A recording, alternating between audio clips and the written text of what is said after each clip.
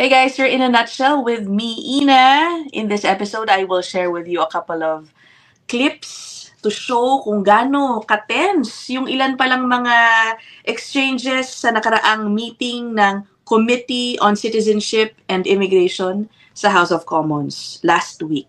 Dumala po doon si Immigration Minister Leyna Diab at talagang matitindi rin yung mga pinagsasabi sa kanya ng ilang mga MP doon. And I think this first clip that I will show you must be one of the most insulting things thrown at the Immigration Minister. Ang sabi sa kanya ng isang MP, alam mo, yung IRCC, mukha na kayong HR, Human Resources Department ng Tim Hortons. Yan ang naging silbi ninyo. Yan daw ang tingin ng taong bayan sa IRCC. May sagot naman po si Immigration Minister Leyna Diab. At sige, I will let you watch it and then let me know your thoughts in the comment section. Okay? Nag-umpisa po yung tanungan dito. She was being asked about yung percentage, yung population ngayon ng temporary residents in Canada. Okay? And then nire-relate noong nagtatanong tungkol sa high unemployment, lalo na sa mga bata dito. Okay? Here for the third quarter of 2025, 7.26. Okay. Now, it was just 2.5%, Minister, for 4 years ago. Sorry? It was just, in 2022, it was 2.5%. Today, you're looking at 7.1%. You must be, you're using different stats. There's no, I'm talking like this is the huge number of people that your government has led into the country. There's no amount of spin that will hide the volume of people that were led here. We warned the Liberals, for example, to abolish the TFW program, which you have chosen not to do so. It appears to Canadians that the IRCC, your department, has become the Human Resources Department for Tim Hortons. We have kids, we have children in Canada, kids, okay, who can't find jobs. Youth unemployment in Canada, 18, 19, 20, 21-year-olds in the Greater Toronto area is hovering around 20%. And they're trying to find jobs, and you have temporary foreign workers and international students who really should not be working and taking their jobs, their jobs. From January to September 2025, we have 150,220 fewer students that have arrived, and 158,660 fewer workers that have arrived than last year. So the numbers is going down. Asylum numbers are going down. I think that's probably what hurts, is the fact that we are controlling our immigration numbers. We are controlling the non-permanent residents, but we are still working with employers, with municipalities, with provinces. Have you seen your backlogs? Okay. Anong tingin nyo sa sagot, ano? Sabi niya, and that's what hurts. Kasi they are working towards reducing the number of temporary residents naman daw, tulad ng nasabi niya, no? Para more than 100,000 less na raw yung mga pumapasok na international students this year compared to the same period last year. Yung ganon. Pero matindi, no? Matindi ang sinabi nitong MP na ito. Later on, meron pa akong isi-share sa inyo na isang clip. Talagang diniretso din si Immigration Minister Leyna Diab. Sabi ni MP Michelle Rempel Garner, "You're a very bad minister." Ganon kadiretso. Pero bago natin puntahan yung soundbite na yan, dahil nandito na tayo sa usapin ng Tim Hortons. Alam nyo ba, last week, merong story na nagsasabi na ang Tim Hortons daw pala over the last 18 months, okay? In short, sa gitna bago pa mag-announce ng mga paghihigpit, or I guess at the peak of the, yung sobrang daming temporary residents dito, Tim Hortons was continuously lobbying to have even more TFWs. Okay? Ang nakikiusap daw sila, nakikipag-meeting sa mga MP from different political parties para hilingin na baka naman daw pwedeng increasean pa yung workforce na pwede nilang i-hire from foreign workers. Okay, maliban dyan, kung Kung hindi man dadagdagan yung pwede nilang i-hire na TFW, sana raw bilisan ang pag-PPR sa mga ito, sa mga TFWs nila, or bilisan yung pag-extend ng mga work permits ng mga TFWs. Okay, so ngayon, dahil dito sa report na to, bumabalik na naman ang diskusyon tungkol sa Temporary Foreign Worker Program.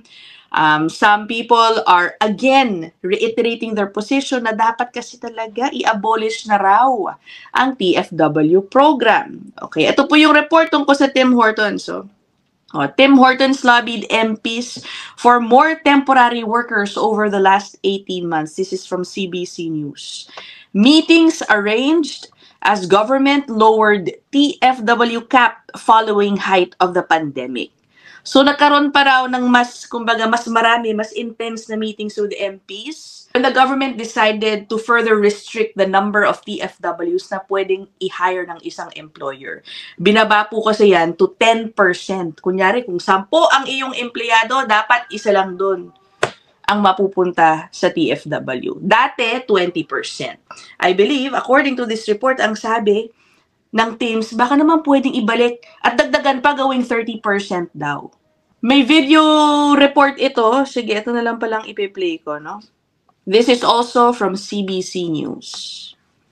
CBC News revealed coffee giant Tim Hortons is pushing to hire more temporary foreign workers, or TFWs. In late October, it held lobbying meetings with Liberal, Bloc Québécois, and Conservative MPs, making the case to renew expiring work permits faster, according to former Immigration Minister Mark Miller. I'm sorry, I can't believe that there aren't Canadians across the country that won't do these jobs. The Bloc's Alexis Brunel-Duceppe says in July they were looking to raise the existing cap on TFWs in his writing from 10 to 20% of employees. It's actually very predictable that they would request higher caps, easier ability to hire temporary foreign workers. I'm not surprised at all. But caps are not the main concern for this professor. She says foreign workers are prone to exploitation by employers, and that's where Ottawa needs to act. We need a much more robust system for ensuring that employment standards are upheld. Ottawa did make changes in August of 2024, but Tim Hortons' lobbying efforts go back further. In May of last year, a company representative wrote a letter to Mark Miller,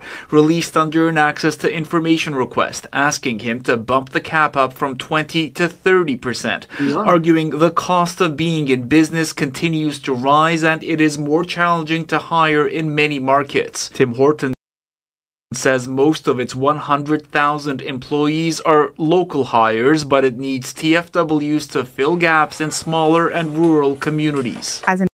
Okay, dapat i-clarify din sana kung saang mga lugar o kung saang franchise ng teams nagre-request ng mas maraming TFWs. Okay?